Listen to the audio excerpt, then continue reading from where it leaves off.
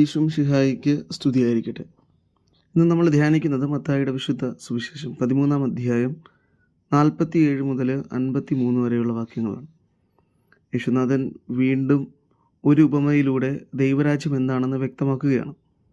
അവിടുന്ന് പറയുന്നത്, ദൈവരാജ്യം എന്ന് പറയുന്നത് എല്ലാത്തരം മത്സ്യങ്ങളെയും ശേഖരിക്കാൻ കടലിൽ എറിയപ്പെട്ട വലയ്ക്ക് തുല്യമാണ്. ആ വല നിറഞ്ഞപ്പോൾ അവർ അത് കരയ്ക്ക് കയറ്റി അവർ അവിടെ ഇരുന്ന് നല്ല മത്സ്യങ്ങൾ പാത്രത്തിൽ ശേഖരിക്കുകയും ചീത്ത മത്സ്യങ്ങൾ പുറത്തേക്ക് എറിയുകയും ചെയ്തു. യേശുനാഥൻ എന്നിട്ട് കൂട്ടിച്ചേർക്കുന്നുണ്ട്, യുഗാന്തത്തിലും ഇതുപോലെ സംഭവിക്കും. ദൈവദൂതന്മാർ ദുഷ്ടന്മാരെ നീതിമാരിൽ നിന്ന് വേർതിരിക്കുകയും അഗ്നികുണ്ഡത്തിലേക്ക് അവരെ എറിയുകയും ചെയ്യും. ഇപ്പോൾ ഈ സുവിശേഷം നമ്മളോട് പറയുന്ന ചില വസ്തുതകളുണ്ട്. ഒന്നാമത്, ദൈവരാജ്യം എന്ന് പറയുന്നത് യേശുനാഥൻ്റെ വരവോടുകൂടെ ഈ ഭൂമിയിൽ ആഗതമായ ഒരു രാജ്യസങ്കല്പമാണ്. അപ്പോൾ ഈ രാജ്യസങ്കല്പത്തിന് ഒരു പ്രത്യേകതയുണ്ട്. ഇവിടെ നല്ലവരും ചീത്തയുമായ മനുഷ്യർ ഒരുപോലെയാണ് ജീവിക്കുന്നത്.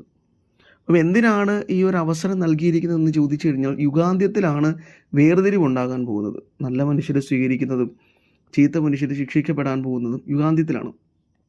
അതുവരെയും ദൈവരാജ്യത്തിൽ നല്ലവരും ചീത്തയുമായ മനുഷ്യരുണ്ടാവും.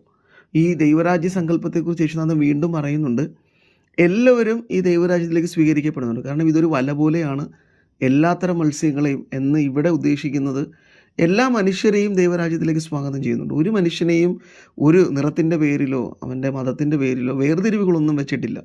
എല്ലാ മനുഷ്യരെയും യേശുനാഥൻ സ്വീകരിക്കുന്നുണ്ട്. അപ്പോൾ ഈ മനുഷ്യരെ എങ്ങനെയാണ് വേർതിരിക്കുന്നത്? ആ വേർതിരിപ്പിക്കപ്പെടുന്നത് അവരുടെ നിറവോ അല്ലെങ്കിൽ യോഗ്യതകളുടെ പേരിലല്ല, മറിച്ച് അവരുടെ നന്മകളുടെ പേരിലാണ്.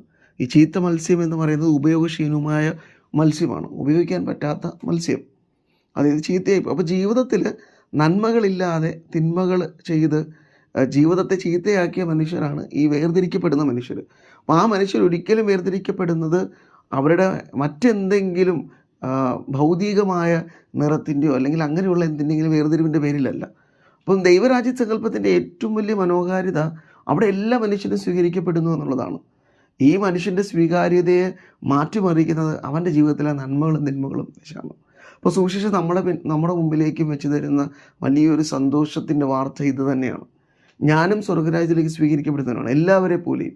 പക്ഷേ അവസാന വേർതിരിവിലേക്ക് കടന്നു വരുമ്പോൾ എൻ്റെ ഉള്ളിലെ നന്മകളുടെ അടിസ്ഥാനത്തിലായിരിക്കും ഞാൻ ഈ വേർതിരിവ് അനുഭവിക്കുക. അപ്പോൾ ഈ തിരുവചനം ധ്യാനിക്കുമ്പോൾ യേശുനാഥനോട് നമുക്കും പ്രാർത്ഥിക്കാനുള്ളത്, അവിടുന്ന് എന്നെയും മനസ്സ് തുറന്ന് ദൈവരാജ്യത്തിലേക്ക് സ്വീകരിക്കുന്നുണ്ട്. പക്ഷേ ഞാൻ സ്വീകരിക്കപ്പെടുന്നുണ്ടോ ഇല്ലെങ്കിൽ തിരസ്കരിക്കപ്പെടുന്നുണ്ടോ എന്ന് മനസ്സിലാക്കുന്നത് എൻ്റെ ജീവിതത്തിലെ നന്മകളുടെ പേരിലാണ്. അപ്പോൾ ജീവിതത്തിൻ്റെ അന്ത്യത്തിൽ ക്രിസ്തുവിൻ്റെ ആ സ്വർഗരാജ്യത്തിൽ അംഗമായി തീരാൻ, നന്മകളുള്ള മനുഷ്യനായി ഞാൻ മാറുന്നതിന് എന്നെ അനുഗ്രഹിക്കുന്നതിന് വേണ്ടി പ്രാർത്ഥിക്കുക. യേശുനാഥൻ അതിന് നമ്മെ സഹായിക്കട്ടെ. ആമേൻ.